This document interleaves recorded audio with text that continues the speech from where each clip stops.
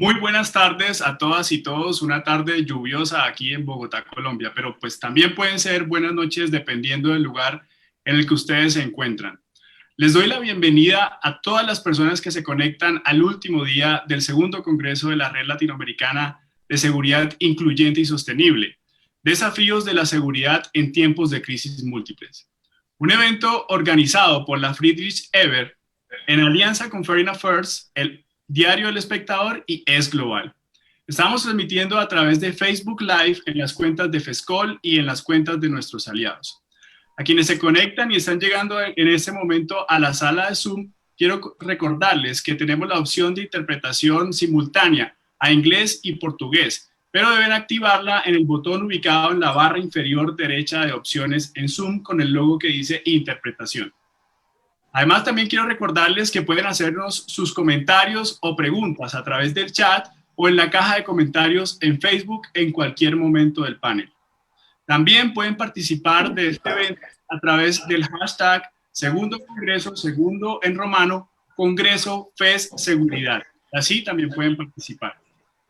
En este momento tengo el gusto de saludar y darle la palabra a Cristina Birke Daniels, directora del proyecto Red Latinoamericana de Seguridad de la FES y además representante de la FES en Colombia, para darnos un saludo de bienvenida. Cristina, muy buenas tardes. Muchísimas gracias, muy buenas tardes. Damas y caballeros, queridos participantes de nuestro segundo congreso, ya tengo el placer de abrir en nombre de la Red de Seguridad Incluyente y Sostenible y de Friedrich Ebert Stiftung, lo que es nuestro último panel en 2020. Hemos cuadrado uno de mis temas favoritos como gran final, y quisiera aprovechar igual para agradecerles su participación en el Congreso, que creo que ya podemos decir que ha sido un éxito. En 4 días hemos discutido en 8 paneles, discutieron participantes de muy alto nivel del ámbito político, académico, activista de toda la región. Tuvimos 25 mujeres panelistas o moderadoras y 13 hombres de todo el continente. Realmente solo en cifras es impresionante. Y hoy por la tarde cerramos con expertos y expertas muy queridos sobre el tema de paz.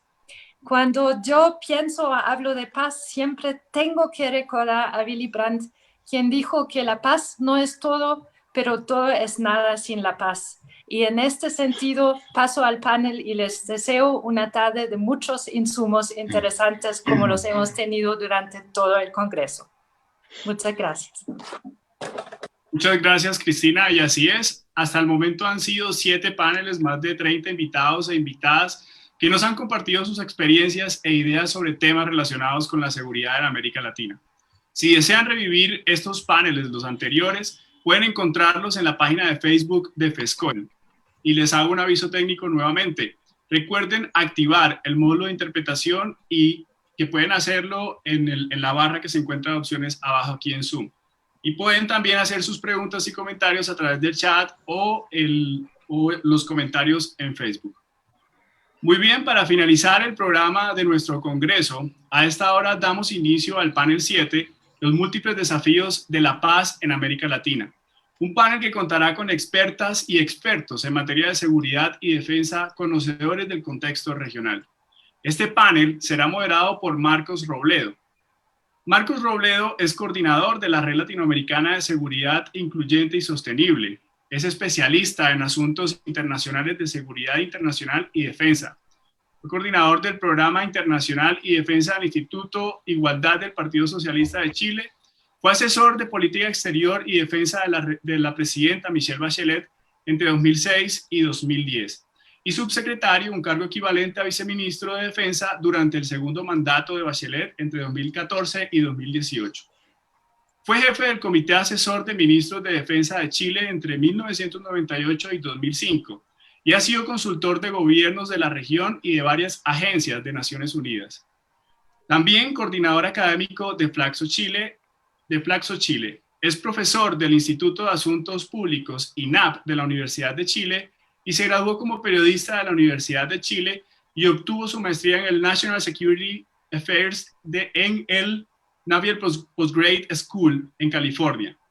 Ha publicado regularmente sobre relaciones civiles y militares y política exterior chilena y además es columnista habitual en medios chilenos. Marco Robledo, bienvenido y tiene usted la palabra. Muchas gracias. Muchas gracias, Isaac. Quiero agradecer la invitación de la Fundación EBER a participar en este esfuerzo del Congreso y en este panel en particular. Y abordamos hoy día, entonces, como está anunciado, la pregunta sobre los desafíos a la paz en América Latina. América Latina y el Caribe enfrentan una contradictoria dinámica de seguridad regional, a partir de los procesos de democratización y hasta la crisis de la globalización. La región devino en una de las más estables del mundo desde el punto de vista de sus relaciones interestatales. Consolidó su tradición de resolución pacífica de controversias, proscribió las armas de destrucción masiva y desarrolló un complejo régimen de transparencia y seguridad cooperativa, siendo definida como una zona de paz. Sin embargo, durante esa misma etapa, se transformó en una de las regiones más violentas del mundo, ingresando en una crisis de seguridad pública o ciudadana. Más recientemente, América Latina experimenta una crisis de sus instituciones democráticas y asistimos a una ola de movilizaciones sucesivas que solamente en el último año han estallado en Ecuador, Bolivia, Chile, Colombia y Perú, así como a una crisis de su regionalismo interamericano y sudamericano y latinoamericano, y a una creciente captura de la región en las disputas geopolíticas de Estados Unidos con Rusia y China. El propósito de este panel es interrogarnos entonces sobre los principales desafíos que enfrenta la paz en la región desde, entre comillas, arriba y desde abajo. En particular, reflexionaremos sobre las siguientes preguntas. Por ejemplo, ¿qué balance se puede hacer de la región desde una perspectiva de la paz? ¿Es posible hablar de una zona de paz en la región? Segundo, si acaso existe una zona de paz regional, ¿cuáles son las tareas para su consolidación? Tercero, ¿qué impacto tiene la crisis de la globalización sobre la estabilidad de la región? Cuarto, ¿qué impacto está teniendo la crisis democrática sobre la estabilidad y la paz en la región? ¿Y cuáles son los vasos comunicantes entre la crisis democrática y esta estabilidad y paz alcanzada por la región? También queremos preguntarnos sobre los impactos y los desafíos que introduce la crisis de las instituciones regionales, especialmente en el ámbito de la paz y la seguridad, como fue la desaparición del Consejo de Defensa Sudamericano de UNASUR, o qué impacto tiene la actual crisis de la OEA en la seguridad y en la estabilidad de la región. Y finalmente, quisiéramos también preguntarnos y conversar sobre cómo sería posible avanzar hacia una nueva etapa de regionalismo, especialmente en materia de seguridad. Y quisiera recordar que la ministra de Seguridad de Argentina planteó entonces también como tarea en esta etapa la necesidad de repensar un nuevo ciclo de regionalismo durante el ciclo de apertura de este Congreso el día lunes en la mañana. Para avanzar sobre este debate nos acompañan 4 distinguidas y distinguidos especialistas. El primero es Antonio Zapata, de Perú, un académico de la Pontificia Universidad Católica del Perú, quien actualmente realiza además un año sabático en la Universidad de Shanghái. Antonio es historiador, profesor universitario y analista político especializado en historia contemporánea. Realizó sus estudios doctorales en la Universidad de Columbia, Nueva York, y actualmente es miembro del Instituto de Estudios Peruanos y ha publicado extensamente sobre la historia política del Perú, incluyendo la relación con sus países vecinos. También nos acompaña Marcela Donadío, de Argentina, quien es directora de la Red de Seguridad y Defensa de América Latina, RESDAL. Marcela es doctora en Ciencia Política, ha sido profesora de Relaciones Internacionales y Defensa Nacional, becaria del Consejo Nacional de Investigaciones Científicas y Técnicas y asesora y directora de Derechos Humanos en el Ministerio de Defensa de su país. Ha sido directora del proyecto en el PNUD de Naciones Unidas y consultora de ONU Mujeres. Dirige el Atlas Comparativo de Defensa en América Latina y el Caribe y el Índice de Seguridad Pública, así como estudios sobre mujeres en Fuerzas Armadas y policías en la región. Nos acompaña también Antonio Ramalho, de Brasil. Antonio es doctor, es profesor asociado en el Instituto de Relaciones Internacionales de la Universidad de Brasilia e investigador en el Ministerio de Ciencia, Tecnología e Innovaciones. Ha tenido también responsabilidades en los Ministerios de Relaciones Exteriores, de Educación y de la Secretaría de Asuntos Estratégicos de la Presidencia de Brasil. Fue director de la Escuela Suramericana de Defensa del Consejo de Defensa Suramericano de UNASUR. Su investigación se concentra en temas de seguridad internacional y defensa nacional. Y finalmente nos acompaña también Inge Valencia, una distinguida profesora asociada y jefa del Departamento de Estudios Sociales de la Universidad ICESI, en Cali, Colombia. Inge es doctora en Antropología de la Escuela de Altos Estudios en Ciencias Sociales de Francia. Sus intereses de investigación son las políticas de reconocimiento multicultural en América Latina, las dinámicas del narcotráfico y la violencia, así como las rentas ilegales y la construcción de paz en Colombia. Ha sido becaria de la Fábrica de Ideas del Centro de Estudios Afroorientales en Brasil, investigadora visitante de CIESAS México, del programa Drogas, Seguridad y Democracia del Social Science Research Council y del International Development Research Center de Canadá. El panel entonces va a comenzar con una primera ronda de intervenciones de 5 minutos, tras lo cual tendremos 2 rondas de preguntas, respuestas e intercambios. Y comenzaremos con Antonio Zapata. Estimado Antonio, junto con las preguntas iniciales, ¿cuál es tu balance sobre la estabilidad y la paz en la región? ¿Y qué importancia podría tener incluso en este cuadro la consolidación de los vínculos entre Perú y Chile, por ejemplo, o incluso entre estos 2 estados y Bolivia? Bueno, muchas gracias. Buenas tardes con todos. Bueno, en primer lugar, agradecer la invitación que me permite intercambiar algunas ideas con ustedes. Bueno, entrando en materia, 2 son las preguntas que me hace Marcos. Frecuentemente en la comunidad de historiadores especializados en América Latina se resalta el hecho de que en América Latina relativamente han habido pocas guerras entre estados a lo largo del siglo XX y que en el siglo XXI parece no haber ninguna perspectiva. En contraste con la situación de otros continentes, África y Asia, e incluso Europa, donde el número de guerras ha sido muy elevado. Pues bien, las respuestas frecuentes a esta pregunta guardan relación con el primer tema. ¿América Latina es una región de paz o no?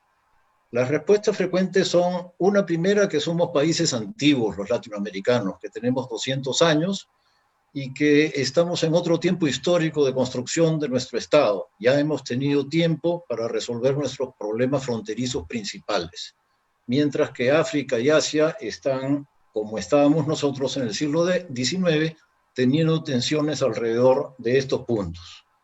La segunda idea es la influencia de Estados Unidos, que es una influencia dominante a lo largo del siglo XX y que en todas las ocasiones ha pretendido evitar las guerras.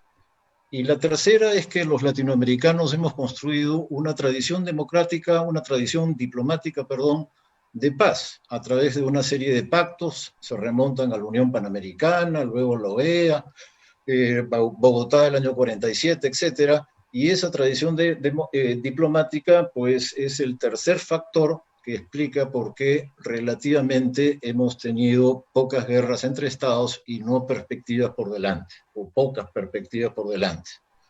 No obstante, como todos sabemos, hay una elevada violencia interna, han habido muchas guerras civiles, la violencia política ha sido intensa, e incluso sobrevive hasta el día de hoy. Y por otro lado, la delincuencia, la violencia vinculada a la delincuencia también es muy elevada, sobre todo en los últimos 30 años, donde el tema de la droga ha alimentado la economía ilegal a un grado inusitado en la región. Todo esto trae aparejada una elevada violencia interna que contrasta con la falta de guerras entre estados. Entonces, todo depende cómo se defina esta idea de que somos una región de paz, porque si se toman en cuenta las 2 realidades, pues no somos tan pacíficos como sugeriría si la definición es solamente fijándonos en los estados. Bueno, esa es mi apreciación sobre la primera pregunta que me hacen. Sobre la segunda, Chile y Perú, muy rápidamente, mi idea es que hay que considerar varios factores. Primero, tuvimos una guerra hace 140 años. En todos los otros casos son asuntos de hace 140 años, no son temas de política, son temas de historia que le interesan solamente a los historiadores. Pero entre Chile y Perú, una guerra de hace 140 años todavía es un asunto de política contemporánea. Entonces la pregunta es ¿por qué? Y varias son las respuestas, la naturaleza de aquella guerra, los problemas que se dieron a continuación, prefiero pasar por alto en esta oportunidad y centrarme que aquí hay un asunto de A3, porque está presente Bolivia, y como ustedes saben, los asuntos de A3 siempre son muy complejos. En este caso, Bolivia ha ejercido a través del siglo una presión constante por obtener una salida al mar, y en el Perú se ha entendido que la frontera pactada con Chile es una frontera volátil, porque en cualquier momento pues, Chile puede cederle a Bolivia una franja para que salga al mar y cambia toda la arquitectura de la relación entre fronteras. Chile y Perú, para empezar, dejarían de ser países fronterizos.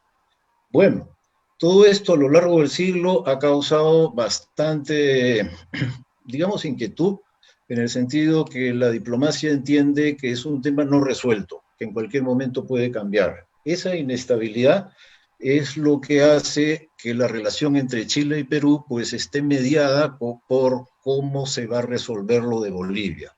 Ahora mismo, después de lo de La Haya, pues Chile no tiene ninguna disposición a negociar con Bolivia una salida al mar, y en el caso peruano, pues cuesta al Perú, por razones que tienen que ver más bien con la idea que tenemos sobre Bolivia y Chile, cuesta aceptar que Bolivia finalmente no tendrá ninguna salida al mar y que esa frontera es estable por el resto del tiempo.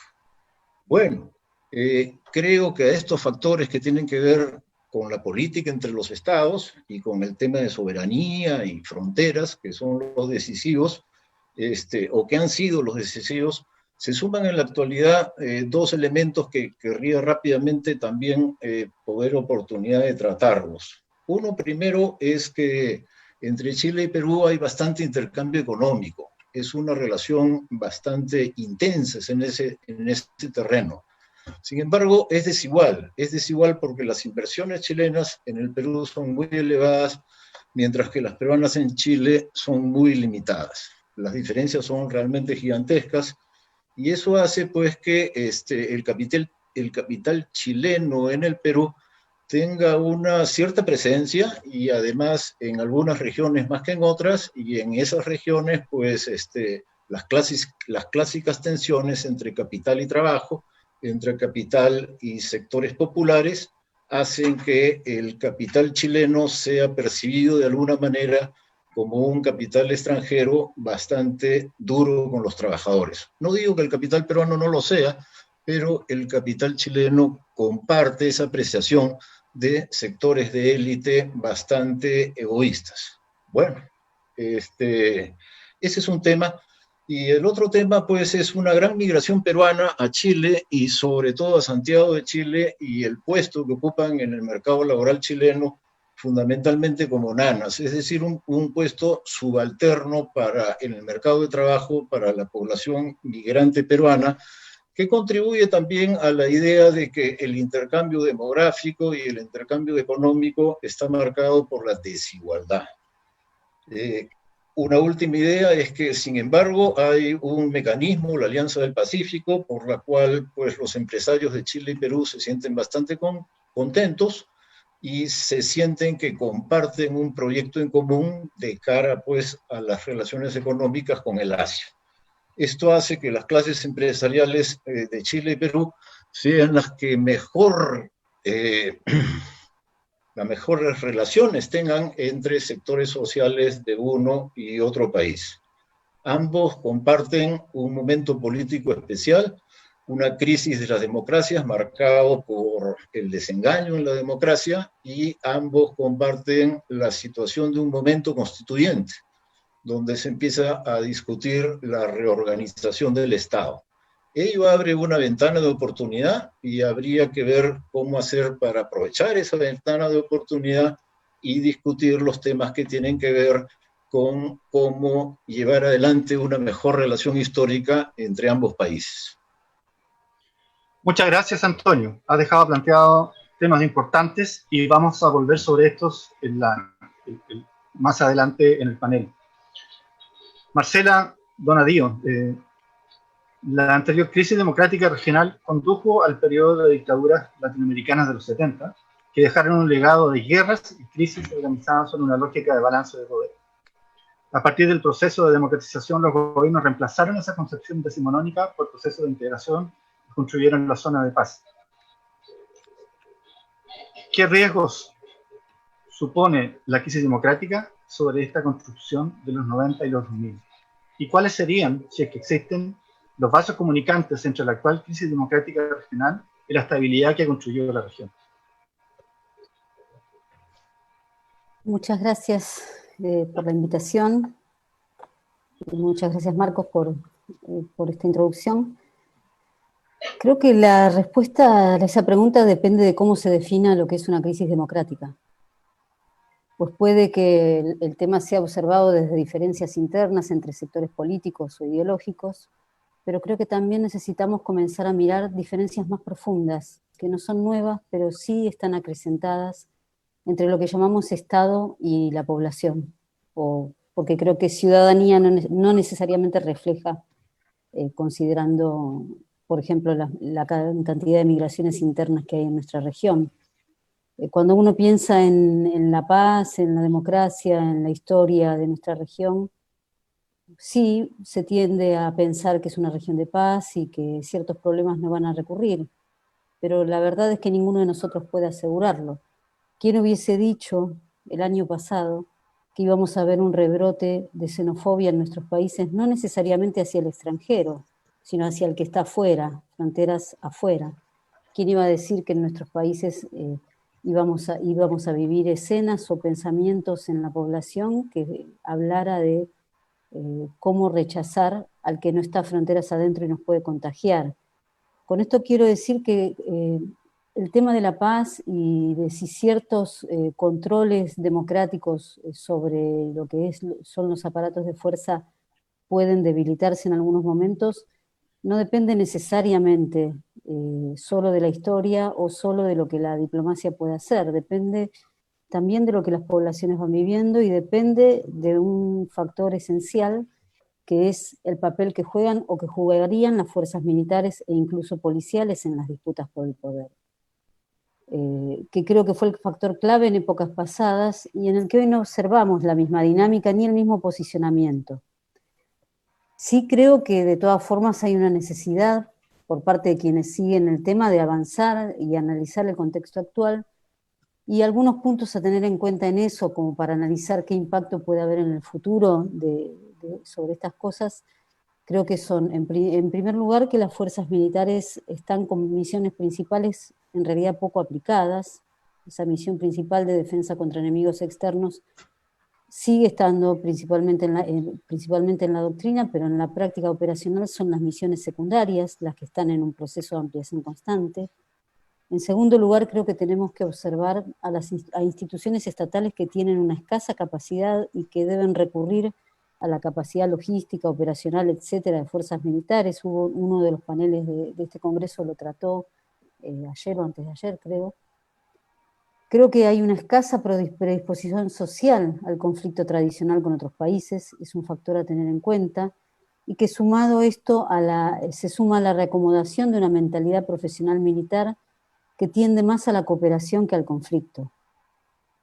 Creo también que prevalecen en este contexto dilemas que son un poco ya antiguos, pero presentes entre lo que es seguridad y derechos humanos, que en realidad expresan motivaciones muy diferentes entre los estados, que muchas veces son percibidos como usurpadores o usurpados por quienes ocupan el poder, y la ciudadanía. Y la diferencia en esto creo que es cada vez más notoria.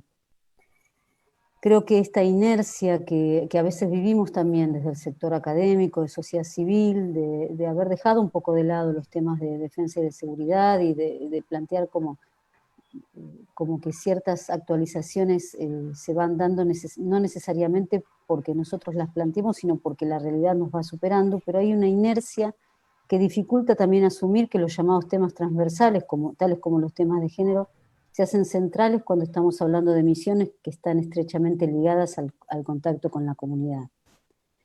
Y en esto creo que 2020 ha acelerado los tiempos para adecuar la concepción de defensa y de seguridad nacional, tal vez tradicional, que seguimos manteniendo, a la sociedad a la que se sirve, y que esto es un desafío principal para actores académicos y de sociedad civil que analizan estas cosas. Básicamente lo que quiero decir es que necesitamos volver a preguntarnos, si hablamos de paz y de riesgos a la paz, ¿qué es lo que estamos entendiendo por enemigo? ¿O quién sería el enemigo? Y eso creo que es la pregunta clave y donde habría una diferencia sustancial entre cómo responderían esa pregunta actores estatales o no que hablan desde una concepción tradicional de seguridad y las poblaciones que miran todo este contexto desde los intereses de la vida cotidiana. Muchas gracias, Marcela. Y vamos a volver también sobre el tema que estás proponiendo, me parece muy interesante. Y vamos a darle ahora la palabra a Antonio Ramalho. Antonio, la ministra de Seguridad argentina manifestó una importante postura de su gobierno el lunes en este mismo Congreso. Señaló que se debe avanzar hacia una reconstitución de la cooperación, del regionalismo y de la autonomía internacional de América Latina. ¿Cómo podría ser eso posible en el ámbito de la seguridad en el contexto político de los próximos años? ¿Y qué impacto tiene en ese escenario de la región la elección en Estados Unidos de disputa con Rusia y China? Mira, antes de todo, muchas gracias, Marcos, por la invitación, a la Fundación Everett por organizar el congreso, que de hecho ha sido un éxito. He seguido con mucha atención y he aprendido mucho con los colegas.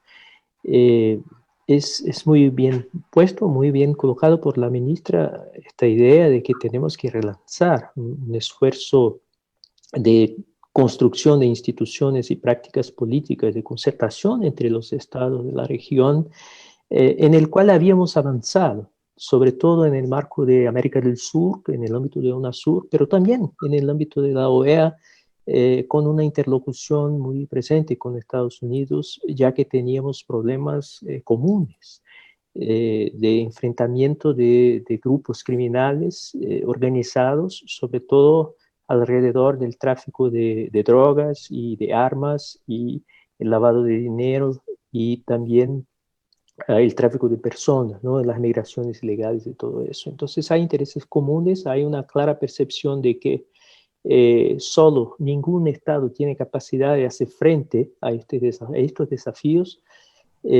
pero por otra parte, los gobiernos simplemente han desmantelado las prácticas políticas y las instituciones que se habían construido para concertar acciones frente al crimen organizado. O sea, la delincuencia internacional está organizada regionalmente, actúa regionalmente de una manera muy sofisticada, incluso no solamente en la región, sino que también involucrando a Europa y Asia y todo. Mientras que los estados ya no están, y estaban hace un rato, hace 5 o 10 años teníamos esta capacidad. Peor aún, Brasil trabajaba siempre la política exterior desde el punto de vista de construcción de una zona de estabilidad y de construcción de confianza mutua. Y en los últimos años simplemente abandonó esta actitud, mientras en su política exterior, sin embargo, la política de defensa sigue siendo muy colaborativa, pero adstrita a los temas de defensa específicamente. O sea, la verdad es que tenemos aquí que dar un paso atrás, hacer una abstracción y discutir lo que ya Antonio y Marcela han planteado de otras maneras. Cuando hablamos de paz y de guerra, ¿cuál es el referente de la seguridad? Si estamos hablando de los ciudadanos, es una cosa. Si estamos hablando de las comunidades políticas, estamos hablando de otro proceso. En lo que concierne a los ciudadanos, lo que observamos en Latinoamérica es un progresivo deterioro de las condiciones de vida, de las condiciones de seguridad. Son ambientes de conflagración generados en parte por los procesos socioeconómicos inherentes a la globalización y a su crisis de gobernabilidad. Lo que observamos es un abismo entre las expectativas de los ciudadanos hoy día todavía más informados, más conscientes de la manera como están sujetos, ¿no? Como son objetos de estos grupos criminales, y las posibilidades de respuesta que tienen los gobiernos a estas demandas de los ciudadanos. Esto tiene que ver también con el hecho de que los procesos económicos se han concentrado mucho más en conceptos de eficiencia que de bienestar y de resiliencia de las sociedades, como hemos visto ahora por ocasión de la pandemia. Entonces, las crisis que estamos observando de los sistemas políticos tienen que ver con esta incapacidad de comprender y dar respuestas a las demandas de los ciudadanos.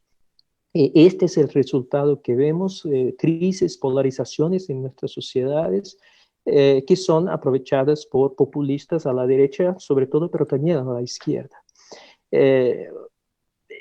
En la parte que teníamos arreglada, como decía Antonio en el comienzo, o sea, la paz entre los soberanos, la paz tradicional entre los estados nacionales, aquí también hemos invitado al conflicto, o sea, hemos desmantelado un proceso establecido de previsibilidad de nuestras interacciones, y hemos invitado a las grandes potencias a ocupar espacios en Sudamérica, pudiendo utilizar las demandas locales como moneda de cambio para sus intereses en el ambiente global. Esto es lo que pasa con China. El gran desafío de redefinir ahora la relación entre Estados Unidos y China nos va a impactar. Todos los países de la región tienen relaciones muy importantes con China, y ahora cómo van a redefinir su relación con Estados Unidos va a ser un gran desafío.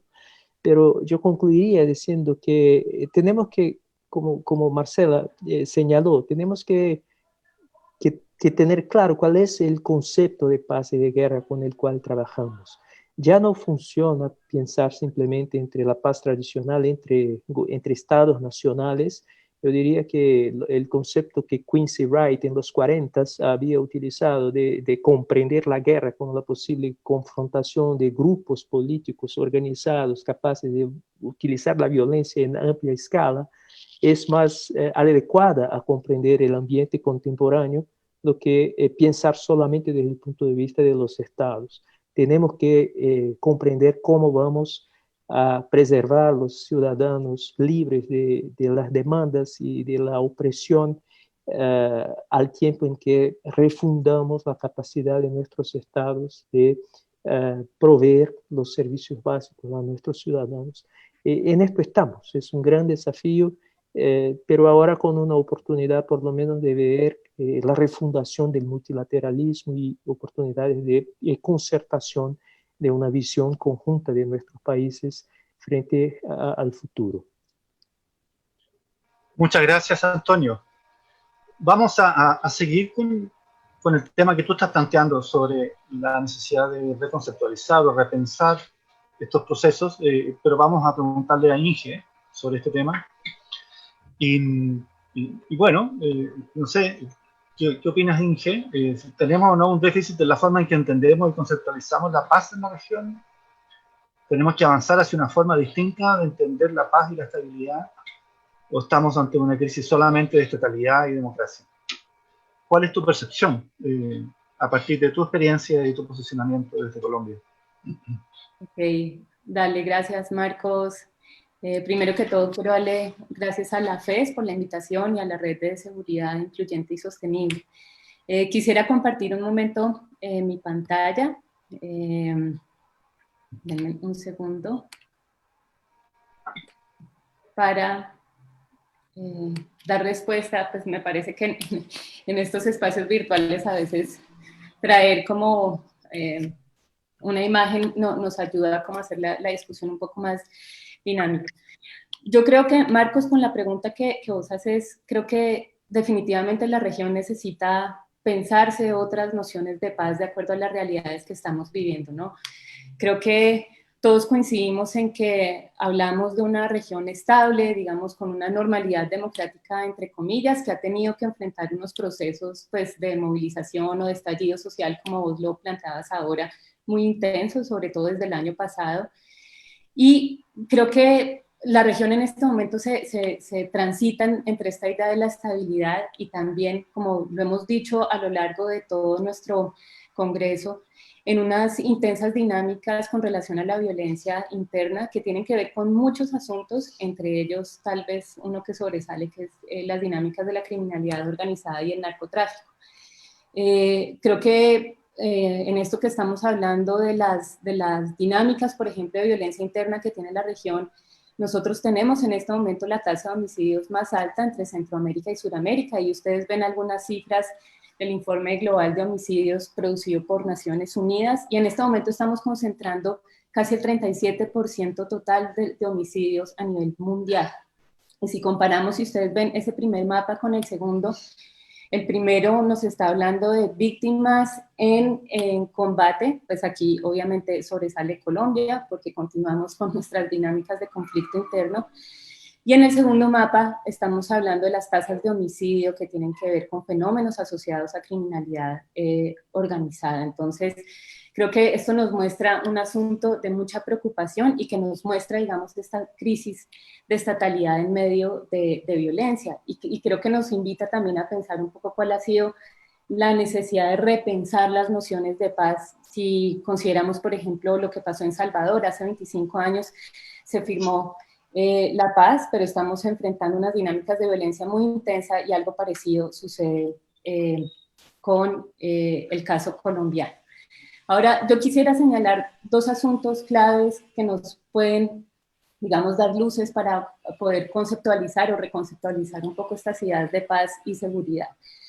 Creo que definitivamente estamos en un claro momento de desconfianza estatal.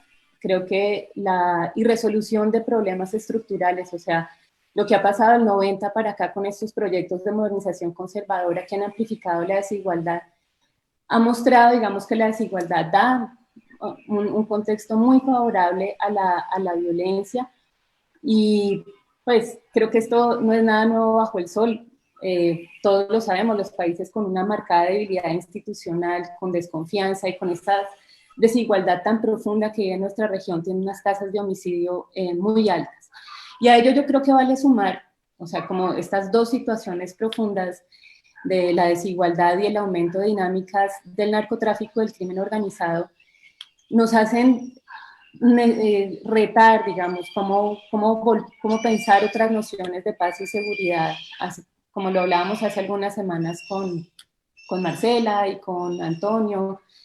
Creo que, por ejemplo, con relación a las dinámicas de narcotráfico y crimen organizado, es una situación muy conflictiva que se posiciona en la región. Por ejemplo, nosotros tenemos todos los eslabones de la cadena, producción, intermediación, consumo, y digamos, todas estas dinámicas, los homicidios, nos muestran por un lado que los estados responden con una mayor apuesta a militarización de la seguridad pública, con unos aumentos en índices de impunidad, digamos, para el caso de México, Brasil, para el caso de Colombia. Y creo que las dinámicas de narcotráfico, cuando hablamos también de la seguridad en la región, nos muestran de nuevo unas importantes apuestas de intervención regional por actores externos también. Creo que, como lo decía Tocatlián en alguna conversación que tuvimos también sobre dinámicas del crimen organizado, estamos transitando de una guerra contra las drogas a una guerra contra la criminalidad organizada, que desafortunadamente tensiona los escenarios regionales. Aquí quise traer, por ejemplo, el caso de Centroamérica con su estrategia de seguridad centroamericana, que tiene una participación muy importante de parte de Estados Unidos, y claramente, digamos, no estamos hablando de guerra contra las drogas, como a finales, digamos, de la década pasada hablábamos de la necesidad de un cambio de paradigma que ha estado, digamos, en stand-by, y nuevamente se posiciona esta idea, digamos, de la guerra contra el crimen organizado. Entonces, yo creo que asuntos como la desigualdad, la violencia, ponen en riesgo esta idea de la zona de paz. Y creo que la paz y la seguridad definitivamente tienen que hacerle frente a nociones o a situaciones que tienen que ver con la gobernanza criminal y la crisis estatal. Yo quiero cerrar aquí con 3 asuntos importantes, digamos, para responder un poco la pregunta que me hacías de cómo pensar, cómo conceptualizar otras formas sobre paz y seguridad. Creo que en nuestra región es indiscutible comenzar a pensar una idea de paz que nos ayude a transformar los conflictos para que no tengan una expresión violenta. Y esto pasa, creo, por fortalecer, digamos, las instituciones formales e informales y las formas de tramitar los conflictos. Creo que hay 2 asuntos aquí muy importantes. Una, cuando nosotros hablamos de la gobernanza criminal, que comienza a tener tanta fuerza en nuestra región, pasa por entender, por ejemplo, estas formas de regulación social y las formas de ejercer justicia. Entonces, creo que en nuestra región es muy importante el fortalecimiento de las instituciones que tienen que ver con la justicia. Lo digo también para el caso colombiano. Y definitivamente creo que es necesario disminuir las respuestas punitivistas que han caracterizado a nuestra región. Otro asunto con paz, que creo que es fundamental ahora que tú lo planteabas, como en esta idea también de entender esas apuestas desde el abajo un poco, y ahorita Marcela lo decía, creo que la paz que estemos pensando ahora necesita atender urgentemente las desigualdades estructurales que se vienen en la región. Creo que marcadores como género y raza son necesarios de atender urgentemente porque son marcadores que muestran la vulneración de poblaciones en nuestra región, que además en el contexto en que estamos viviendo, digamos, relacionados con la pandemia también, pues se conectan, digamos, para aumentar la vulnerabilidad, ¿no? Ya todos sabemos que para el otro año, a 1 de enero, vamos a hacer en la región, va a haber más de 28 millones de personas que entran en pobreza, afectando de una forma muy, muy intensa a mujeres, por ejemplo, pues creo que todos lo saben, los indicadores con relación a empleo, la manera como la pandemia se ha fortalecido, digamos, la ocupación de las mujeres con trabajo, con el trabajo del cuidado, con los asuntos que tienen que ver con violencia de género y lo que tiene que ver, por ejemplo, con poblaciones marcadas étnica y racialmente que nos muestran la vulnerabilidad y violencia que tienen que afrontar en muchos territorios. Y aquí creo que es muy importante, digamos, la necesidad de reconocer no solamente los conflictos digamos, externos que podemos tener, las dinámicas de la violencia interna, sino también estas guerras cotidianas, como han sido llamadas, que muchas veces han sido silenciadas, y aquí a mí me gustaría lanzar como esta idea de lo que supone o lo que nos debe retar, por ejemplo, pensar la paz y la seguridad desde una perspectiva interseccional, ¿no? Que piense estas ideas de el peso que tiene el género o la marcación étnico-racial, sobre todo cuando hablamos de la realidad de los países latinoamericanos. Y quisiera cerrar, digamos, con esta reflexión en particular con, digamos, con los debates sobre seguridad ciudadana, que yo creo que ya se han dado en el desarrollo de nuestro Congreso, pero hay 2 cosas que yo quisiera señalar aquí. La primera es que, en general, digamos, las políticas de seguridad ciudadana en nuestra región se han caracterizado por políticas de mano dura, y muchas de la violencia que se utiliza para materializar a veces estas políticas de seguridad están asociadas con la figuración de órdenes políticos muy autoritarios, ¿no? Y en nuestra región, digamos que nuestra región brilla por esa combinación entre democracia y autoritarismo, y lo digo no solamente por el rol que pueden tener los gobiernos de derecha hoy, como el caso Bolsonaro o el caso Duque, que han remilitarizado sus apuestas de seguridad ciudadana, por ejemplo, o en el caso colombiano había una vuelta a remilitarizar un poco la agenda de paz que se tenía, pero también por el rol que pueden tener los autoritarismos subnacionales, que yo creo que se puede extender a toda América Latina, entender un poco esas maneras de construir el Estado, cómo el Estado le ha dado la responsabilidad a ciertas élites de ejercer el poder, de hacer el orden, y esto se ha hecho a través de la violencia. Entonces creo que aquí también hay una agenda para poder pensar cuáles son los desafíos de la paz y la seguridad, y definitivamente creo que estas discusiones que estamos trayendo sobre desigualdad, crimen organizado, la falta de una agenda regional en torno a seguridad, deben ser tenidos en cuenta cuando pues estamos pensando estos desafíos y estas nuevas maneras de pensar la paz en la región. ¿Listo?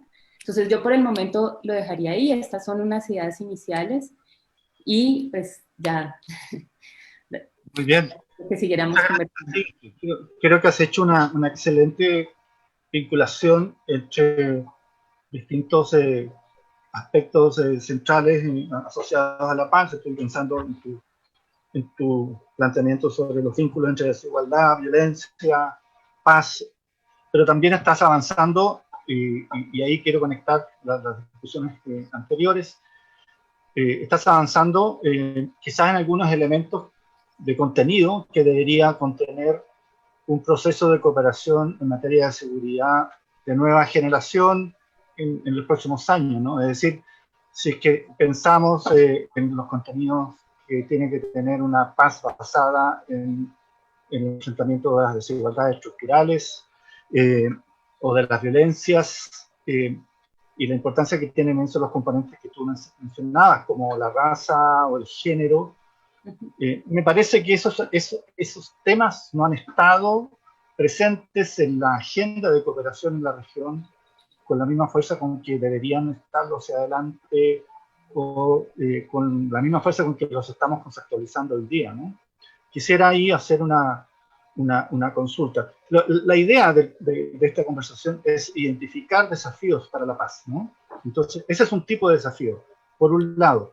Y por el otro, quisiera también, este es un tipo de desafío que yo diría desde abajo, ¿no? Hacia el proceso de cooperación que podría desarrollarse y pensarse, pero también desde arriba, y ahí dejo planteadas las preguntas y vamos a ir abordándolas en el mismo orden que hemos desarrollado el panel, pero también quiero dejar planteada la pregunta desde arriba, también cuáles son los desafíos que tenemos que ir pensando, ¿no? Me dejó Antonio, creo que planteó, por ejemplo, un tipo de desafío importante en la relación entre Perú, Chile y Bolivia. Son 3 estados importantes en América del Sur, y ahí entonces quedó planteado una agenda importante que no está adecuadamente despejada todavía.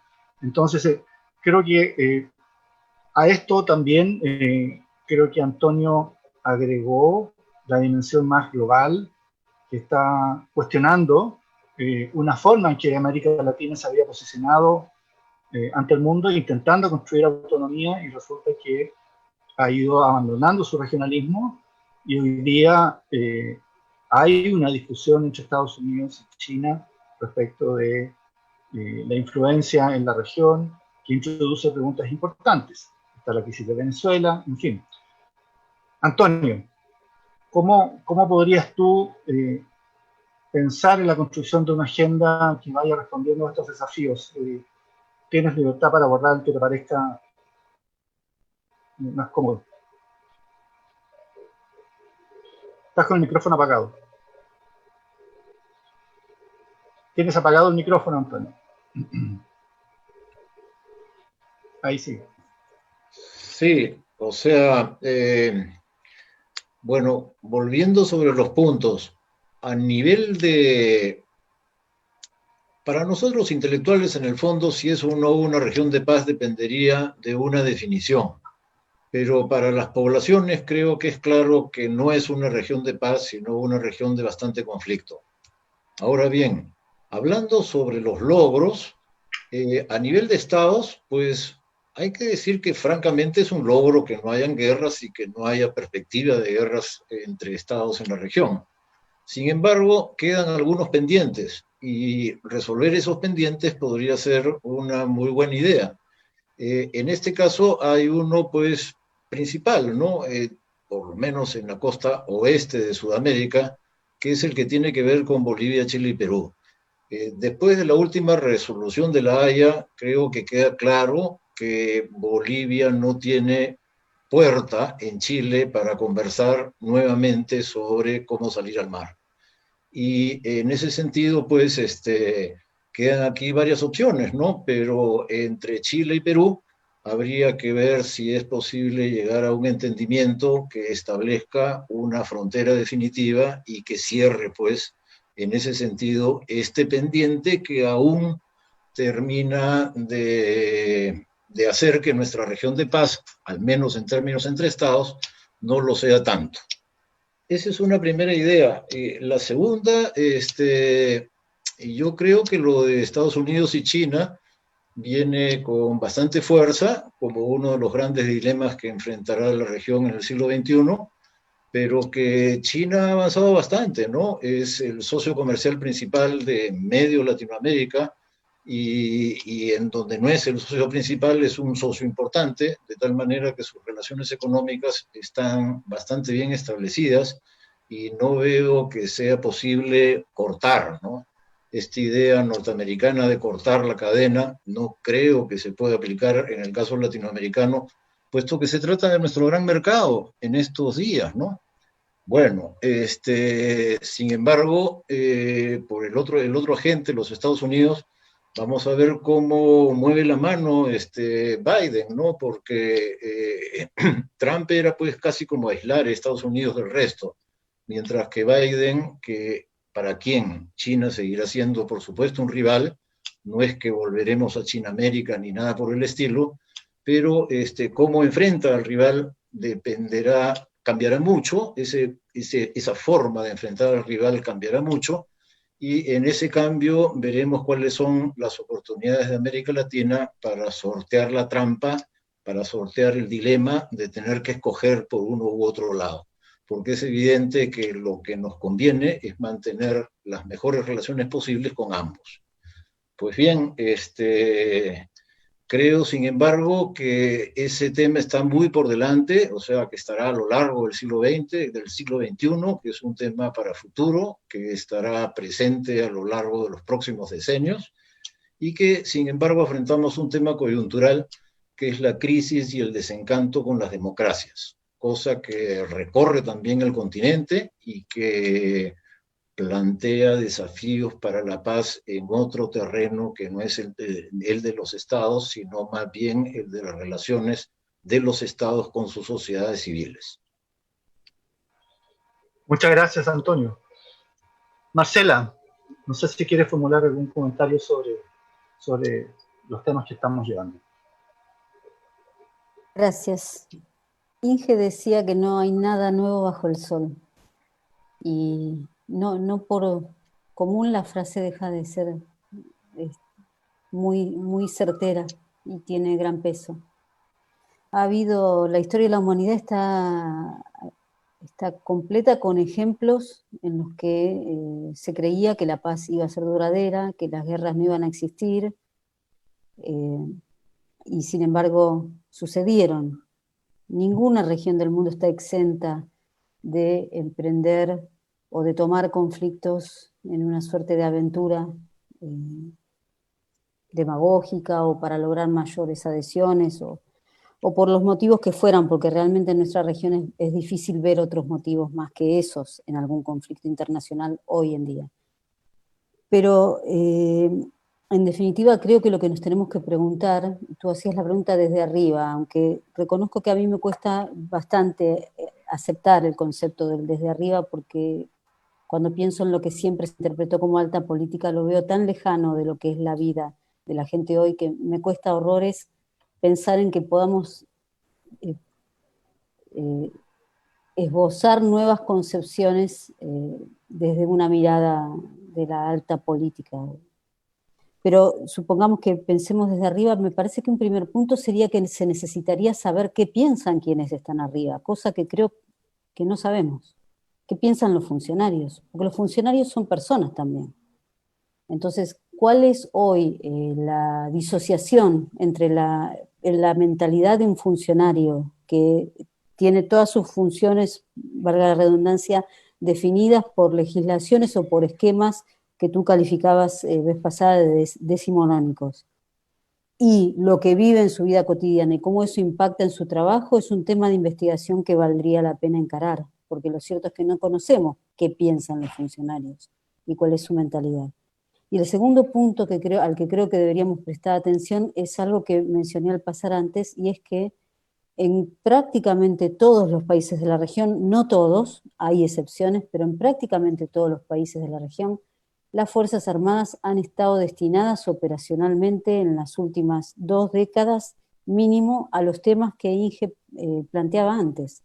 Y eso supone, lo digo también viniendo de un país que experimentó lo que pasa cuando una fuerza militar está dedicada a otra cosa y de repente tiene que encarar un conflicto tradicional, y los problemas que trae el no haber mantenido o el haber dedicado operacionalmente y doctrinariamente a otros temas. Me parece que los riesgos de lo que puede pasar son muy altos, y que también eso supone que deberíamos, o pienso yo, podríamos prestar mayor atención a lo que son las reformas en las Fuerzas Armadas, que es un tema pendiente en lo que hace más bien a las reformas doctrinarias, etc. Perdón por lo que dije antes de la alta política, pero es que hoy, por ejemplo, supe algo, por 5 segundos más. ¿Ustedes saben que la semana que viene hay una conferencia hemisférica de ministros de defensa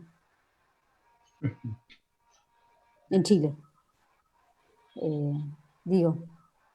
Es como, hay un abismo entre lo que está sucediendo en la práctica, y creo que es un abismo y una situación en la que los propios funcionarios están atrapados. Por eso creo que el tema conceptual está más en definir qué entendemos hoy por Estado y no englobar necesariamente a los funcionarios en ese Estado, porque creo que los funcionarios están teniendo los mismos problemas que tiene el resto de la gente.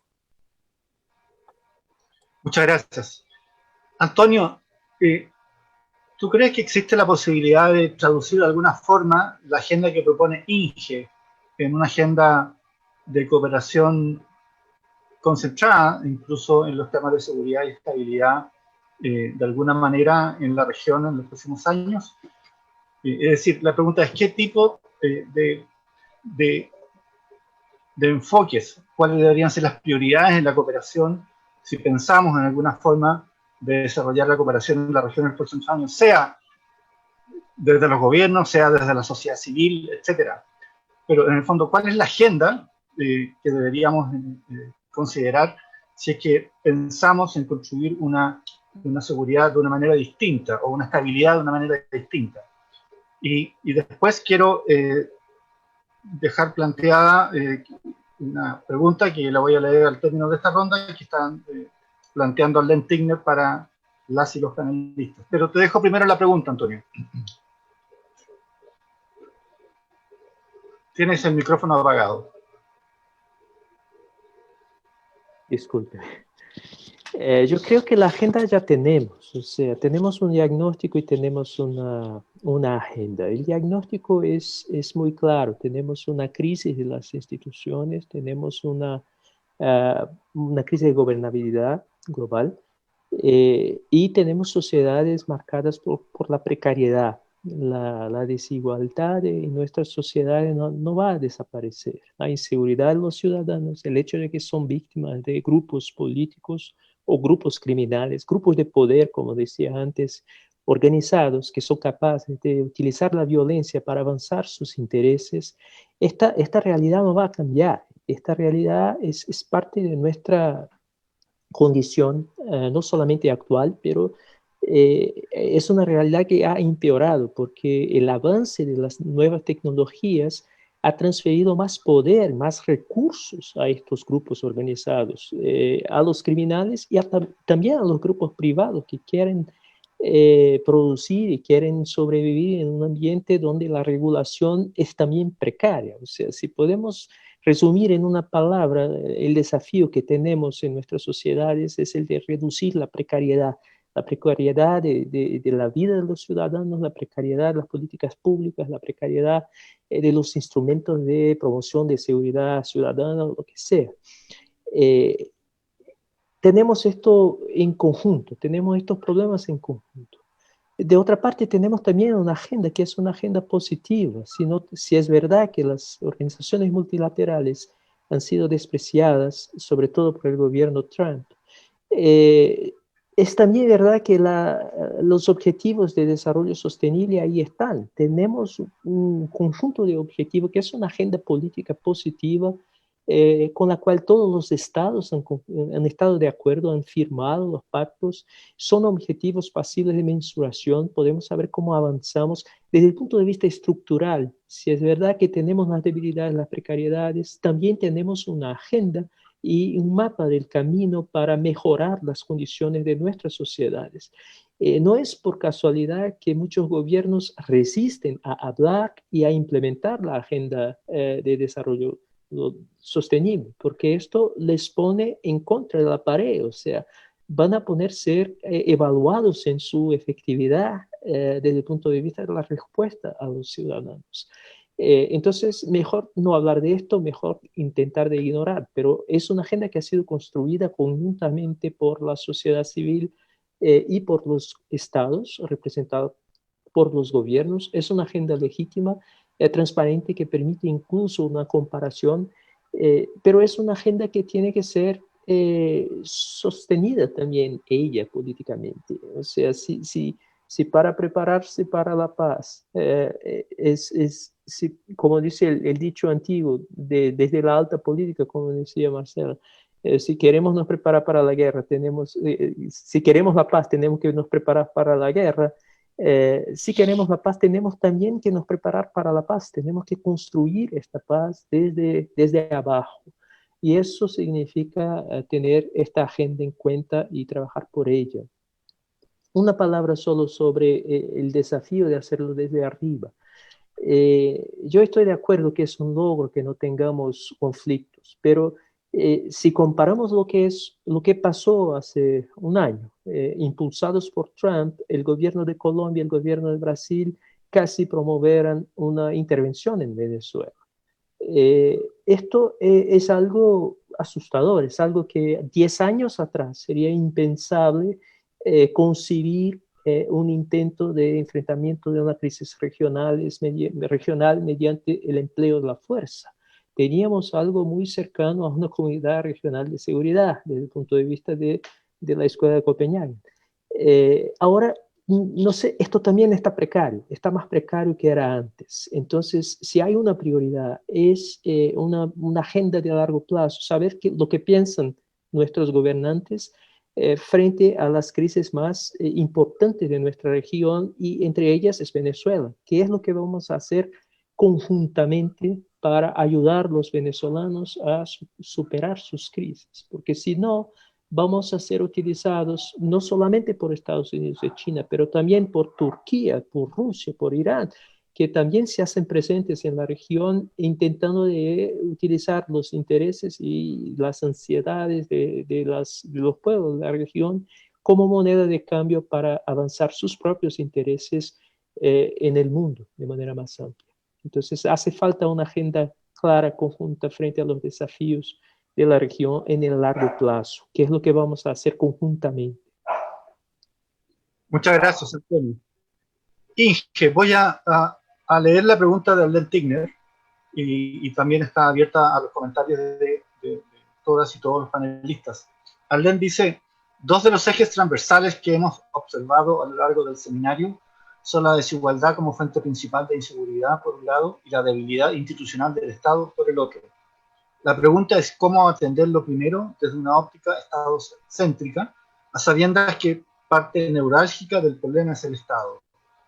¿No es posible imaginar alternativas de construcción de la seguridad ciudadana, humana y la paz desde abajo? Bueno, pues yo quisiera decir tres cosas, y también para responder la pregunta de Arlene, y también pensando un poco la pregunta que vos hacías ahora, Marcos, desde la arriba. Obviamente yo me siento más cómoda hablando desde el abajo, pero desde el arriba yo quisiera señalar dos cosas.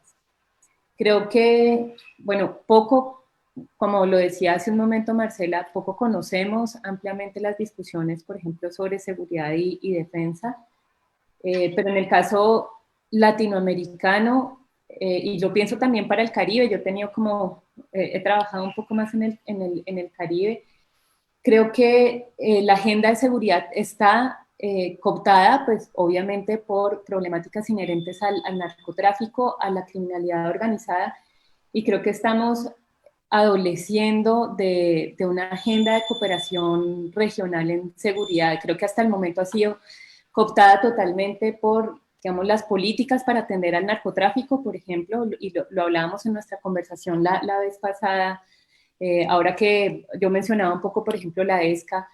Hay muchos acuerdos, por ejemplo, de interdicción marítima en lucha contra el narcotráfico binacionales. Entonces, Colombia con Estados Unidos, Panamá con Estados Unidos, Guatemala con Colombia y con Estados Unidos, que muestran además, digamos, esta tradición histórica que tiene Estados Unidos en la región, pensando, digamos, el narcotráfico como con su preocupación de seguridad nacional, pero digamos, desde la declaración de UNASUR, pues creo que hay un déficit, por ejemplo, de una agenda regional de seguridad que permita ir un poco más allá, ¿no? Entonces, creo que ese es un punto importante a tener en cuenta.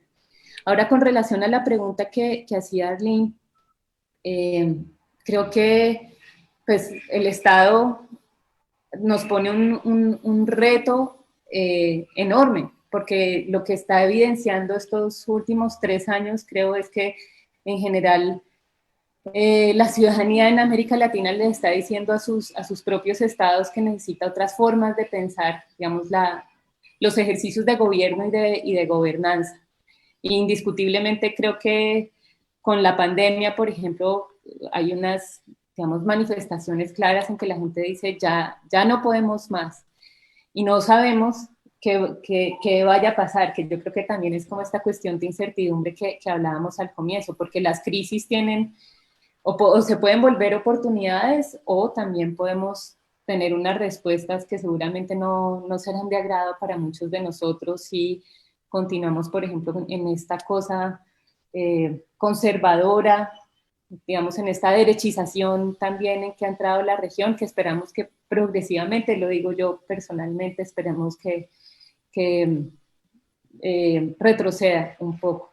Y claro, por supuesto, creo que necesitamos imaginar alternativas en las formas de entender la seguridad. Creo que nosotros tenemos una deuda muy grande por entender la seguridad como un bien público y como un derecho, ¿no? Donde podamos nosotros como ciudadanos y ciudadanas participar de la seguridad, rompiendo un poco esta idea de entender la seguridad de nuestra región, ¿no? Por eso creo que todos coincidimos en esta red de la necesidad de reelaborar un paradigma sobre seguridad que sea más incluyente, que se pueda pensar como un derecho, porque creo que en general en el panorama en el que estamos, todo el mundo quiere sentirse más seguro, que eso lo hablábamos alguna vez en otro conversatorio con otros colegas.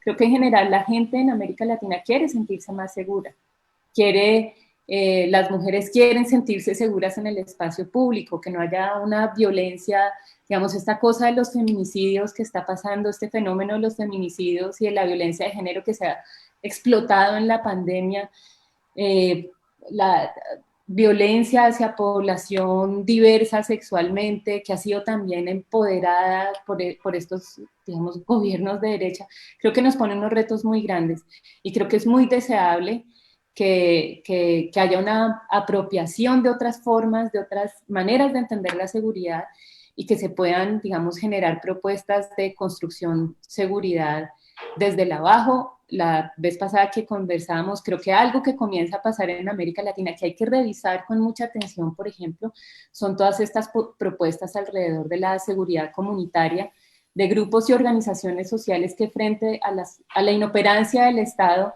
decide, digamos, crear sus propios cuerpos, digamos, de seguridad. Estoy pensando en guardias indígenas, guardias que están relacionadas a población afro en contextos rurales aquí en Colombia, por ejemplo, casos de poblaciones indígenas en Colombia, en México. Entonces creo que aquí hay que poner atención porque sí están surgiendo propuestas, pero también todos sabemos los antecedentes que hay en la región con estos procesos también de seguridad propia. Entonces es muy deseable y es necesario ampliar la discusión, apropiar la discusión de seguridad y entender, digamos, estas pequeñas transformaciones que se están dando. Muy bien, muchas gracias, Inge. Tenemos otra pregunta que formula Eduardo Larco. Dice lo siguiente, y vamos a comenzar con Antonio Zapata. Dice, para que haya paz en las actuales circunstancias en América Latina debe eliminarse el discurso guerrerista que plantea Estados Unidos. Una parte de los gobiernos se ha enfrentado a otros que no tienen sesgo ideológico. Se ha conformado un grupo que apoya la subversión ideológica apoyada por la OEA. Los gobiernos pro-Washington han sufrido un duro revés y han generado que muchos gobiernos radicalicen sus posturas.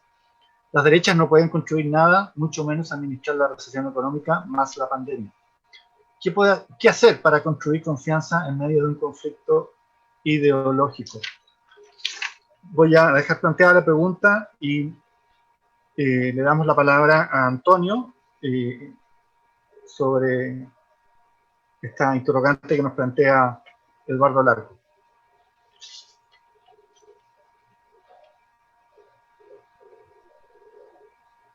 Bueno, yo quería comenzar por la pregunta anterior y luego conduciré la reflexión a esta nueva cuestión. Bueno, mire, yo coincido con el diagnóstico que el Estado está en una seria crisis. Y sin embargo pienso que la tarea principal, antes que imaginar soluciones en las cuales el Estado no juegue, la tarea principal es qué hacer para reformar el Estado, porque al fin y al cabo es un actor tan importante que mejor tomarlo en cuenta. Y creo que a la vez la crisis del Estado, por lo menos en el Perú, en Chile también, al abrir un momento constituyente, permite pensar en la estructura del Estado, pensar en los derechos del ciudadano, pensar en los elementos fundamentales de una Carta Magna y hacer un debate público en torno a ello. Y a este respecto creo que el Estado latinoamericano en general, el peruano quizá muy en particular, que conozco mejor, tiene tres males que pueden ser atacados. Uno primero es muy corrupto, y aquí no solamente el narcotráfico, sino también los negocios con las compañías particulares que tienen contratos del Estado son como la clave. Un segundo punto es poco técnico, es muy empírico, no tiene planes, es poco científico. Y uno tercero es que es extremadamente desordenado, porque al fin y al cabo las funciones no están bien repartidas, hay funciones superpuestas en casi todos los niveles del Estado, y las contiendas de competencia son pan nuestro de cada día. De tal manera que creo que en la coyuntura de crisis, antes que atender los problemas de la sociedad civil o imaginar soluciones desde la sociedad civil sin tomar en cuenta el Estado, habría que centrar en cómo reformar al Estado, porque hay una oportunidad para hacerlo y porque es un actor fundamental. Luego, sobre la sociedad, si uno revisa la sociedad a lo largo de los últimos, digamos, 50, 70 años, desde el final de la Segunda Guerra Mundial hasta nuestros días, pues la sociedad civil ha tenido épocas más fuertes que la actual. Ha tenido épocas en que ha estado más organizada y que ha sido más influyente en el curso de las situaciones políticas de lo que encontramos en la actualidad. Por lo menos en el Perú, la sociedad de hoy se caracteriza por su fuerza cuando hay explosiones, como la que hemos tenido hace 15 días. Tremenda, se tira abajo un gobierno en una semana, pero no hay un marco institucional en el cual la sociedad civil canalice sus energías en términos permanentes. Entonces es una sociedad que está como dormida y de pronto tiene grandes explosiones positivas porque logran soluciones favorables como la que hemos tenido, pero no hay una garantía de continuidad. Con respecto a la última pregunta, ¿no? La pregunta que me hace de esta última de Eduardo Larco,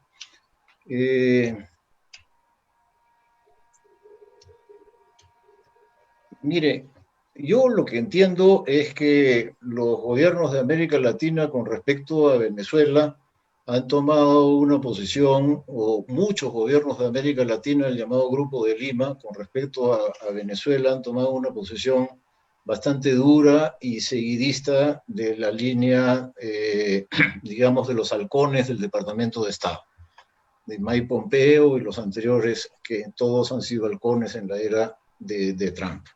Ahora, efectivamente, eso no ha caminado, no ha contribuido a ninguna solución y ha quedado empantanado y medio que se ha disuelto. En este momento me parece que no está operando, ¿no? Han tenido, como dice la pregunta, un serio revés, pero al final creo que no hay un gran debate ideológico, ¿no? Creo que el debate que tenemos en América Latina en torno al tema de Venezuela tiene que ver con seguridad, con migraciones, tiene que ver con democracia, pero que sea un debate ideológico del tipo de los que teníamos en la Guerra Fría, pues no me parece tanto. De tal manera que creo que construir paz es atender a estos problemas concretos, como ayudar a los venezolanos, como decía Antonio Ramallo, a encontrar una salida dentro de la democracia y cómo resolver los temas que tienen que ver con el conjunto, que fundamentalmente es la gran migración venezolana que está repartida por todos los países de Sudamérica.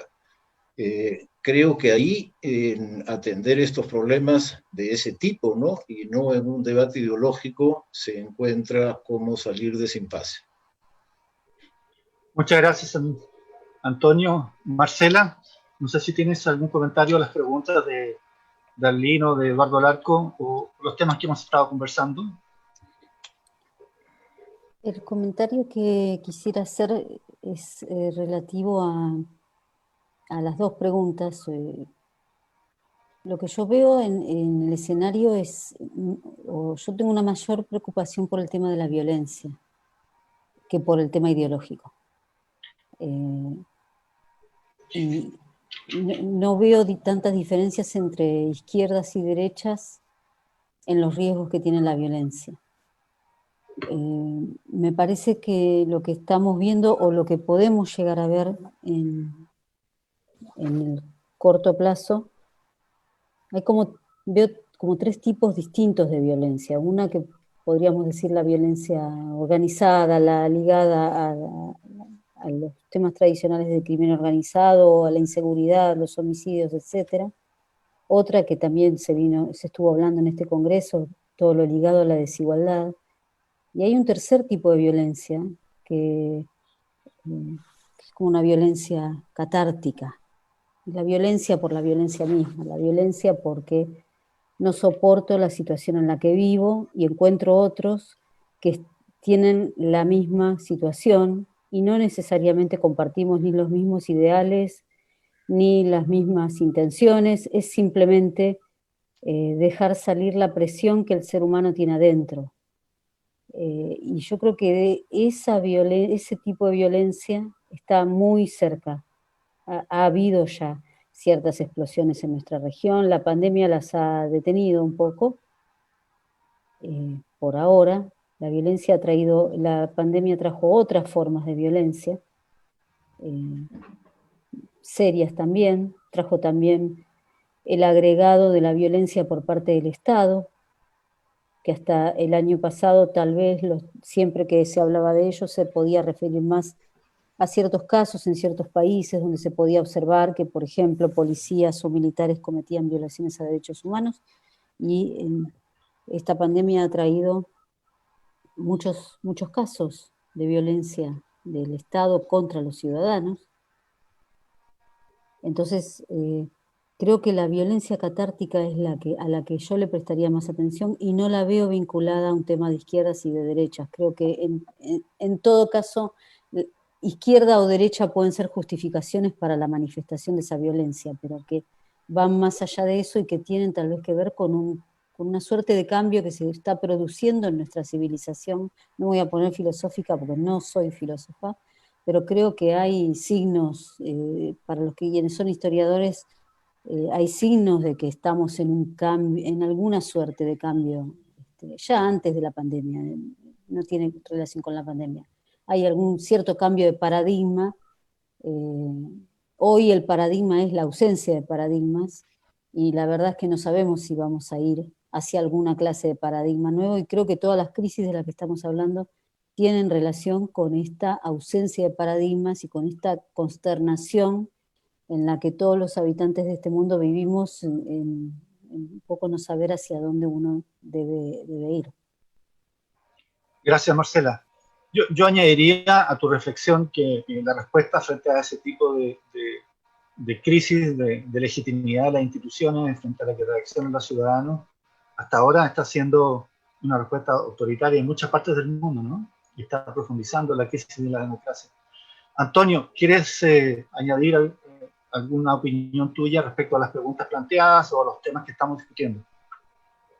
Sí, dos puntos, un poco para subrayar lo que decía Marcela ahora. Yo diría que, y la pregunta de Eduardo, yo diría que el tema no es propiamente un tema ideológico, es mucho más la manipulación de rótulos, la manipulación de narrativas ideológicas que sirven a ofrecer una respuesta inmediata a esta angustia que mueve esta violencia, que mueve a veces las poblaciones desatendidas a buscar por la violencia lo que no encuentran de una manera permanente ofrecido por la institucionalidad existente. Tenemos que tener presente que la democracia es reciente en nuestra región. Si hablamos de un país como Brasil, por ejemplo, este es el periodo más largo en la historia del Brasil, del país, sin rupturas democráticas. Estamos siempre recurriendo al autoritarismo. Entonces hay que investir en esto, hay que mejorar los mecanismos de representación de las poblaciones que están marginalizadas en estos procesos. Pero hay que comprender que los conflictos ideológicos, por lo menos los conflictos de narrativas ideológicas, no van a desaparecer porque sirven a los partidos políticos.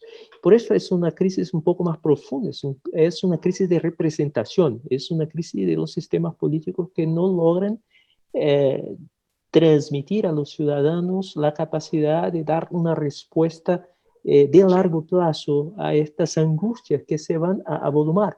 Y entonces estos ciudadanos están son más fácilmente utilizados en los ciclos electorales, sobre todo por los populistas. Hay que dar una respuesta con base en la ciencia, con base en la información, con base en la serenidad, con base en una agenda constructiva a largo plazo. Yo creo sinceramente que parte de esta agenda está puesta en el ámbito internacional, está apropiada por nuestros países, pero hace falta liderazgos para hacer convergir las energías de la gente en función de la producción de un futuro mejor. Esto es el tema. La mayoría de nuestros líderes se han transformado en burócratas, mucho más que gente capaz de comprender estas ansiedades, estas angustias y movilizar las energías en torno a proyectos positivos. Como esto no pasa, lo que vemos son pseudo líderes que utilizan estas angustias para culpar al otro, al externo, los de derecha culpan a la izquierda y viceversa, por los problemas de la sociedad. Entonces, hay que perseverar en la democracia y hay que perseverar coincido totalmente con lo que dijo Antonio, en el aprimoramento de los estados, de los mecanismos de los estados. Y eso se hace con información, se hace con ciencia, se hace con serenidad y con una agenda que apunte a la gente una posibilidad de, como dicen los españoles, de hacer con que las lejanías nos curen de las cercanías. Entonces, de ahí se va moviendo. Yo creo que una nueva generación de líderes políticos puede a lo mejor capturar algunos de estos procesos y proponer una agenda constructiva base a la que ya tenemos en los Objetivos de Desarrollo Sostenible. Muchas gracias, Antonio. Inge, no sé si deseas añadir algún comentario. Después vamos a hacer un cierre y una ronda final de reuniones. Listo, pues para ir cerrando, porque ya también está Isaac ahí con nosotros. Yo quisiera dejar como preguntas o algunos comentarios más a futuro, ¿no? Como en perspectiva, y dejaré como algunas preguntas. Creo que definitivamente, como lo decíamos, necesitamos pensar una agenda de paz y seguridad regional, ¿no? Que además atienda la desigualdad y la violencia como dos problemáticas fundamentales en nuestra región. Creo que con relación a la violencia, a las discusiones que ya hemos tenido antes sobre criminalidad organizada, creo que hay digamos, un reto muy grande por responder, por ejemplo, a los desafíos de las dinámicas transnacionales para construir una agenda regional, ¿no? Y en eso, Antonio lo decía ahora, la criminalidad organizada va adelante, construyendo sus redes, sus formas, y digamos que las agendas, las respuestas de seguridad desde el Estado van un poco más atrás. Entonces, creo que es importante pensar, digamos, esta discusión de construir una agenda de paz y seguridad regional, pero un poco desde, digamos, esta propuesta, este paradigma que nosotros estamos planteando, que permita, digamos, otra forma de entender la seguridad más incluyente, más sostenible, y ahí creo que asuntos como lo mencionaba antes, digamos, lo que tiene que ver las desigualdades en torno a la raza, al género en nuestra región son fundamentales. Y quisiera cerrar con dos cosas. Creo que esa agenda de seguridad debe, desde lo que nosotros estamos proponiendo, digamos, evitar estas respuestas de securitizar las crisis que vienen con fenómenos como la pandemia o las catástrofes. Lo pienso ahora en la coyuntura que acabamos de tener en Colombia y en Centroamérica, por ejemplo, con el huracán. Entonces, las respuestas que en general tienen los estados, y esto creo que es una idea que en algún momento se lo había escuchado a Arlene, finalmente muchos de nuestros estados en América Latina securitizan sus respuestas frente a las debilidades institucionales. Entonces, nuevamente, como para volver sobre esta discusión que teníamos sobre la debilidad estatal, y con pandemia ya lo hablamos, y creo que con las catástrofes, creo que esta es una agenda además que viene, que poco hemos como discutido, ¿no? Lo que supone también pensar la seguridad en este momento, pues, de profunda transformación con relación a la crisis del cambio climático, que muestran también cómo los estados están respondiendo. Y finalmente, como dos preguntas que yo creo que son retos para nuestros gobiernos, son retos también para nosotros. Creo que en términos de esas agendas de seguridad regional, poco pensamos el mar, ¿sí? Y el mar es un lugar de disputa, y es un lugar, digamos, donde también se construyen esas políticas de seguridad. Pensando ahora, como les decía, por ejemplo, las grandes la cantidad de acuerdos de interdicción que existen entre nuestros países, tanto en el Pacífico como en el Caribe, acuerdos, digamos, de interdicción marítima o de acuerdos de seguridad establecidos con Estados Unidos. Entonces creo que ahí hay un vacío con el mar, y ya dejo solamente esto como, digamos, un posible tema para el tercer congreso. Creo que también estamos en mora de comenzar a pensar estas discusiones de la seguridad incluyente, otra forma de entender la seguridad, y todo lo que se ha acelerado esta pandemia alrededor de digamos, de la disrupción digital, que creo que es otro reto que tenemos ahí por encima, que tanto los gobiernos como nosotros tenemos enfrente, que poco hemos discutido o pensado. Y bueno, esa sería como mi comentario final. Muchas gracias. Yo voy a hacer solamente un comentario final a modo de conclusión. Yo creo que de las distintas intervenciones yo me voy a permitir sacar 6 ideas. Primero, estamos en un momento de crisis. Esta crisis puede amenazar algunos logros que se han obtenido en la región, pero también da cuenta de una crisis de Estado y una crisis del desarrollo de la sociedad en América Latina. Esta crisis también tiene vasos comunicantes con lo que se ha desarrollado hasta ahora en la región en materia de cooperación y en materia de seguridad. Pero la crisis plantea 4 tipos de reformas, de desafíos. Primero, hay un desafío de pensar la agenda de paz y seguridad en la región desde una conceptualización distinta, desde una conceptualización más participativa, que integra a la sociedad civil en los debates y no sea solamente una cuestión de Estado y de burocracias, sino que sea parte de un fortalecimiento de los procesos democráticos y que integre conceptos como los que ya están propuestos en los Objetivos de Desarrollo Sostenible y que incluyan, como dice Inge, marcadores distintos que reflejen prioridades nuevas en la construcción de la seguridad. Una segunda cuestión es que la resolución de esta crisis en el ámbito de la paz y la seguridad requiere fortalecer instituciones, requiere fortalecer el Estado, pero también requiere fortalecer instituciones como las que mencionaba Marcela, instituciones a cargo de la seguridad y de la justicia. En tercer lugar, hay también temas que pueden producir estabilidad en las relaciones entre los estados. Creo que Antonio ha sido muy claro a plantear también cuestiones que van a seguir presentes en la agenda de la región y que merecen atención porque involucran a un conjunto de estados.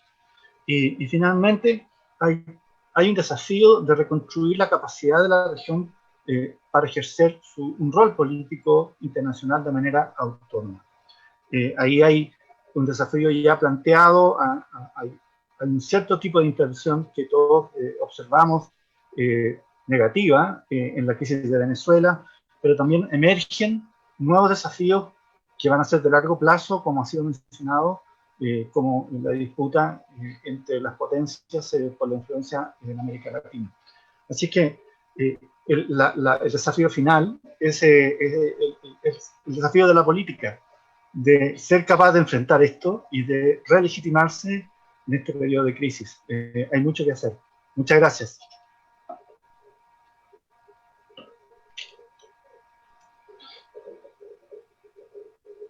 Bueno, retomo yo y quisiera primero dar las gracias a nuestro fantástico panel y nuestro excelente moderador, Marcos Robledo.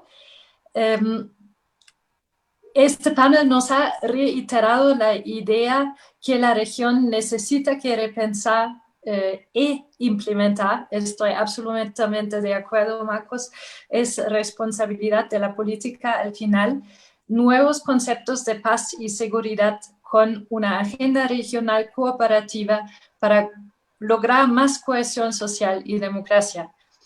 Igual que en todos los espacios de esta semana salieron muchísimas ideas muy concretas de cómo construir estas nuevas propuestas desde una seguridad más inclusiva y sostenible en el tiempo largo.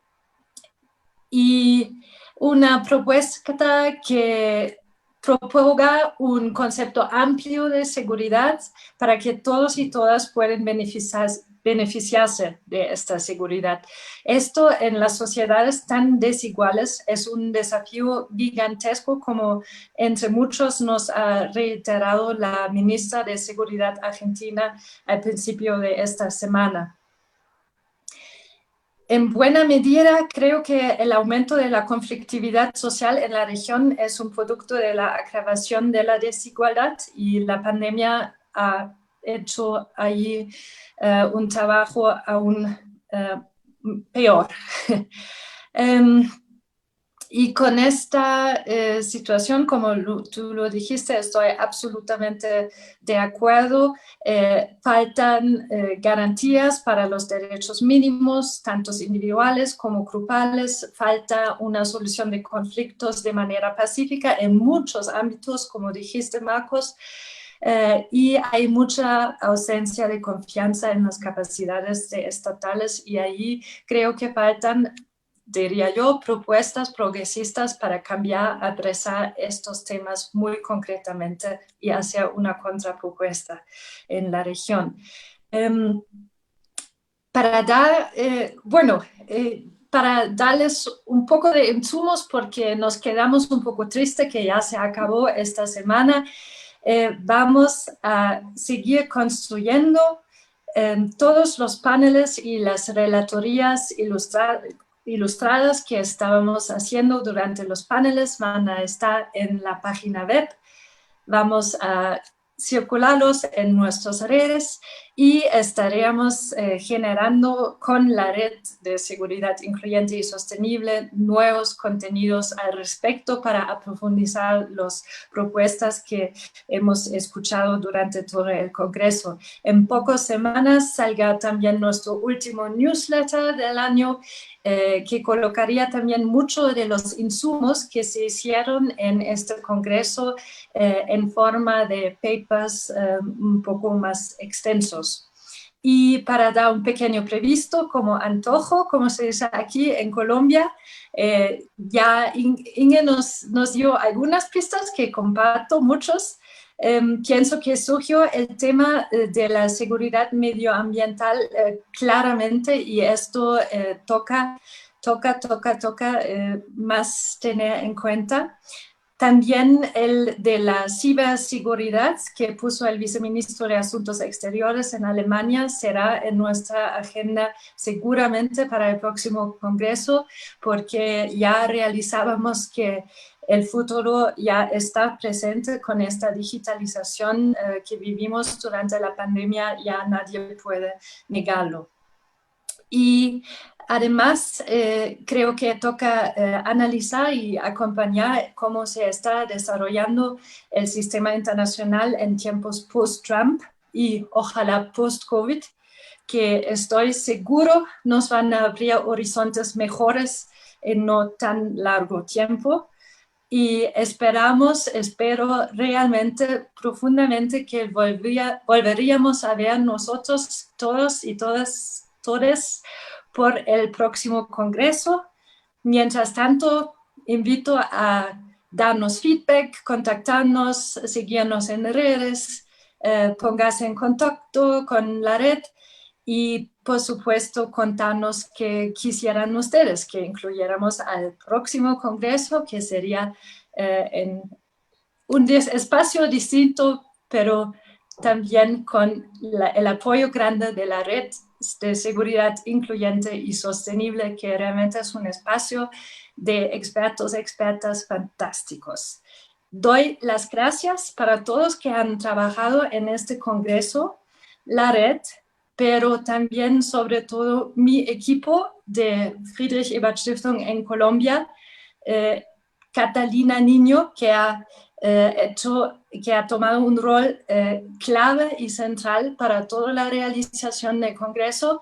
También Sarui Tolosa, que ha apoyado muchísimo en sobre todo la parte de comunicaciones, pero también Diana, Santiago, Melba, Tania, todos que estaban detrás, los técnicos y nuestros traductores que también han hecho un trabajo fantástico. Muchísimas gracias a todos. Espero que no he olvidado a nadie. Serían los nervios, están todos en mis pensamientos con agradecimientos muy profundos. Les deseo a todos y todas que nos siguen un buen fin de año en salud y con sus seres queridos. Muchísimas gracias y nos vemos en 2022. Muchísimas gracias, Cristina. Bueno, así damos por finalizado el segundo Congreso de la Red Latinoamericana de Seguridad Incluyente y Sostenible, Desafíos de la Seguridad en Tiempos de Crisis Múltiples, organizado por la Fundación Friedrich Ebert en alianza con Foreign Affairs Latinoamérica, el diario El Espectador y Es Global. Muchas gracias a todas y cada una de las personas que estuvieron conectadas en Facebook Live y a quienes acudieron a nuestra sala de Zoom. Muchas gracias y hasta una próxima ocasión. Me olvidó nuestro fantástico maestro de ceremonias. Muchísimas gracias, Isaac. Gracias. Eran días fantásticos. Gracias. Bueno.